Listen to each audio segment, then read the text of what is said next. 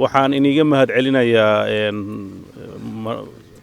ajiibidda aadna soo ajiibteen martiqaadkan maanta iyadoo tahay maalin faysta ah maalin jimco ah shaqooyinka laga nasanayo runtii tiimkii soo qaban qaabiyo meeshan quruxda badan noo soo sahmiyey iyo jawigan wanaagsan ee maanta aan ku wada jirno oo nabadda iyo xasiloonida aan ku fadhino waxaan ilaahay uga mahad celinaynaa nimcadaas ee adag tahay in maanta dad badan oo Soomaaliya ay haystaan inaan haysano ilaahay baan ugu shukriyeynaa dabcan wasiirka ayaa muhiimadda kulanka soo koobay oo martiqaad iyo iswaraysi kooban buu ahaa iyo isimo badan oo isimada inta badan aan deganeyn Garowe ah maadaama magaalada ay joogeen iyadana soo dhaweyn iyo martiqaad bay u ahayd iyo maalin fasax runtii muddooyinkii u dambeeyay oo muddadii sanadka ku dhaweyd oo xukuumaddan iyo dawladdan ay shaqeynaysay wada shaqeyn dhow ayaa dadka bulshada reer Puntland wada lahaayeen qaybaheeda kala duwan ama dawladda ha noqoto qaybaheeda kala duwan dawladda iyo hoggaanka bulshada oo isimadu hormuudka u yihiin waxaan runtii ku faraxsanahay in dadka Puntland garaadka iyo kartida ilaahay uu siiyay inay ismaamulaan in maanta ay soo gaartay meel ay ku faarin karaan dhammaan dadka reer Puntland oo aan isdhihi karno wixii ay ku riyoonayeen oo in badan bay ka rumeeyeen markii ay aasaasanayeen Puntland oo muhiimadooda ahayd inay isku maamulaan oo nabadgelyadooda uga shaqeeyaan oo horumarkooda uga shaqeeyaan oo dhaqaalahooda iyo cududooda ay mideeyaan wax badan baa lagu soo caanamaalay wax badanna weli qabyay ka yihiin waxa inta uu heliya dabeecado cusub oo markii la aasaasayay aan jirin baa la soo maray oo burcadbadeedii ay ka mid ahayd oo hadda ilaahay uu ka fududeeyay xag jirka oo marba magacyo badan leh ayaa isagana soo galaya waa wax aafooyinku waa wax iska socda oo kuwa la yaqaan iyo kuwa bilowdaba way iska leeyihiin laakiin mar walba dadkan si midnimo leh iyo wada jir ay uga hortagaan sidoo kale waxaan ilaahay mahadiisa ah in xilliyadii u dambeysay labadii xilli roobaad u dambeysay roob wanaagsan oo caamiya ilaahay umadiisa uu siiyay abaar badan oo iyadana aafooyinka jiray oo muddada dambe la darsay Puntland ahayd qayb kamid ah iyadana aad moodid in laga soo doogay iyo khatar badan oo roobka laga muujinayay oo ilaahay subxaanahu wa tacaala uu yasiray dhaawacyada iyo dhibaha gaaray marka loo fiiriyo khatartii la maleynayay waxaan rajaynaynaa wax laga booga dhagayan kara inay noqdaan dabcan bini aadan iyo hawl iyo qabyo waa barbaa la wada uumayo waa jirayaan oo hal marna wax walba ma hagaagi karaan inkastoo mujtamacaadka adduunka meesha uu marayo weli bidaa'i aan nahay oo waxyaabo aasaasi ah oo bulshooyinka kale ay ka gudbeen ee weli annagana haysato oo ah amniga guud nolosha guud maamulka iyo dawladnimada guud waxyaabahaas dalal badan oo adduun ka mid ah waa ka gudbeen ilaahay subxaanahu wa tacaala dadkiisa runtii waa isugu wada mid waliba dad muslimiin aan nahay marka dacfiga annagu naga imaanaya cid kale uma riixi kareyno waan rajaynayaa inay mujtamaca Soomaaliyeed ay waxyaabaha qaybtood ay ka gudbaan iyadoo adduunkuna kaalmeynayo burcadbadeed waa laga gudbay oo mar aafo xun Soomaaliya iyo Puntland ku noqotay waana rajaynayaa iyadana xag jirka hubaysan iyadana in laga gudbi doono waxyaabaha looga gudbo oo waxaas lagu xalliyo waxa ugu weyn dawlad wanaaga oo hore loo mariyo haddii nidaamka dawliga ah la diido mar walba waxay noqonaysaa tabasho joogto ah oo waddo lagu xalliyo aan lahayn waddada kaliya furnan waxay noqonaysaa markaas in maamul xumo horseedkeeda oo ah gacan ka hadal iyo nabadgelyo xumo iyo waxyaabo aan sharci ahayn in markaa lagu tallaabsada imaanaysa sida kaliya aan uga gudbi karno waxa weeye inaan dawladdeena xoojino nidaamka dawliga horumarino dadka sharciga ay gacanta ku sitaan aan dawladnimada ku celino dadka dawladuna ay noqdaan dad mas'uul ah oo waajibka loo igmaday fulinaya haddii taa la gaaro waxaan isleeyahay wax badan oo laga gudbayaa dhibaatada Soomaaliya haysata oo hadda aynu wada garanayno oo ah burburkii kadib kala shakigii iyo kala irdhowgii sababta u noqday dawladda dhalan doonta oo cabsi badan laga kala qabo Somaliland meel bay ku qoqoban tahay dal iyo degaan aysan lahayn bay ku soo ordaysaa goosashay ay sheegaysaa ummad dhan oo Soomaaliyeed oo cududeeni ahayd ayaa waxaas lagu barbaariyay colaad iyo nacayb iyo maaragtay Soomaali ka carar waa caqabadna haysata taa mid bedelkeeda in laga shaqeeyo oo midnimo iyo wanaag iyo dawladnimo iyo dad Soomaalinimo laga shaqeeyo baahan tahay koonfurta waxa ka dhacay waad arkaysaan magaalada Tawfiiq dagaalka maalin dhaweed ka dhacay haddaad hoos u sii eegdid mararka qaarkood waxaad leedahay Soomaali halaag baa ku socda waxyaabo la xiriira doorashooyinka soo dhici doona iyo halkaas dad siyaasiyiin isu sheegay waxa abaabulaya 100 qof wax ka badan baa hal mar tarab meesha ugu dhimanaysa qof baa dantiisa weynaya dad buu kicinaya dad dhan baa la'aanaya mashaakil badan oo intaas dhacay marka dhibaatooyinkaas runtii waa dhibaatooyin Soomaaliya dawladnimadeeda ragaadiyay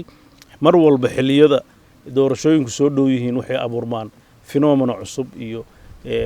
waxyaabo kale ta abuurmaan Puntland runtii adduunkana wuxuu qirayaa dad badan ay qirayaan inay example u tahay Soomaalida cusub ee la doonayo oo ah ismaamul iyo dawladnimo iyo kala dambeyn iyo nidaam in dad walba oo deegaanka Soomaaliya qayb ka degan ismaamul karan iyagoo midnimadii Soomaaliyeed aan ka tagin wadada kaliya taa lagu gaaray federaal baheed labada gobol oo maamul ahaan iyo deganaanshahan xilligii 30 sano burbur ku jiray degay waxay ahayn Soomaaliland iyo Puntland waxay Soomaaliland uga duwan tahay Puntland marka Puntland waxay ka shaqeynaysaa midnimadii Soomaaliyeed dawlad Soomaaliyeed way rabtaa baynama ay Soomaaliland colaadka dhinac kale ay abaabulayso inkastoo deganaansho iyo kala dambeyn iyo maamul ay sameysteen moodalkaas iyo habkaas waxay ahayd inta kaleeto sidii madaxdii iga horeysay ay uga shaqeynaysaa inay Soomaalida kale ay u gudbiso inay la qaybsato in nidaamka dawladnimada iyo midnimada laga shaqeeyo in magaala madaxdii dawladnimada la geeyo in isteediyadii kale la dhiso waxaas oo dhan reer Puntland waxay u riixayeen inay dadka walaalahooda wanaag ay gaareen ay qayb kala ahaadaan nasiib darro taariikhdu iyo ummadda qiyamkeeda waa in la helaa dad ilaaliya haddii jiilba jiil uu ku bedelin oo afkaarta iyo aragtida socota aysan midaysnaan mar walba waxaa soo baxaysa mid oranaysa bal tanna aan ku dayno haddii la dhaho tanna aan ku dayno waxaa abuurmaya wanaaggii hore oo la haystay inay burburaan waxaan runtii aad ugu rajaynayaa inaan fursaddan uga faa'iidaysto marxaladahaas kala guurka ah ee Soomaaliya federalismka u guurayso dad badan oo qofku wuxuusan aqoon nacab cadowbu u noqdaa marka dad badan oo runtii shalay diidanaa oo maanta dhahaya gardaraan ula dagaalamayno iyagii hadda u noqday dadka wax ka doonaya jira kuwa hor loo cusub oo waxay ka gooynaysay waxay u dhimaysaa aan aqoon oo la dagaalamaya jira siyaasadda Soomaaliya hadda waxay iska noqotay wax qofka sidoo meel isaga maqnaa ama dibadaha u jiray 30 sano 40 sano hal mar buu dusha uga soo dhacaya markaas wixii hore soo socday taariikhda intuu indhaha iska saara wuxuu leeyahay wada cusub baan furanaya si uu abuuro inuu hoggaan aragti cusub keenay dhibaatooyinkaas wayna haystaan adduunkan isku furmay oo ama adduunyada kale waxa ka socda iyo dhibaatooyin ka socda ama khaliij ha noqoto ama wadamada dariska ah saameynteeda nagu yeelanaysa adduunka dal iska taagan ma jiro oo saameyn baa la isku yeelanayaa marka dee waxaas ka ilaaliya dalalka waa hogaankooda iyo horumarkooda dabcan hogaanka Puntland wuxuu ku xiran yahay oo ku dhisan yahay waa hogaanka siyaasadeed ee maamulka markaas la doorto iyo isimada oo u ah aasaas iyo back up oo wixii ay u doorteen gacan ku siiya wixii ka tafdheeraadana u istaaga oo mar walba jecel inay xaliyaan labadaas hay-adood oo runtii iskabaya waxay ka mid tahay nimcooyinka Ilaahay uu na siiyey oo u baahan in la ilaaliyo oo la sii wado kolley halka kuma talagelin inaan wax badan oo hadal ka jeediyo laakiin waxaan rabaa inaan ishaaro in marxaladihii in la dhiifoonaado la rabay ay soo socdaan oo dalku doorashooyin ayaa ku soo fool leh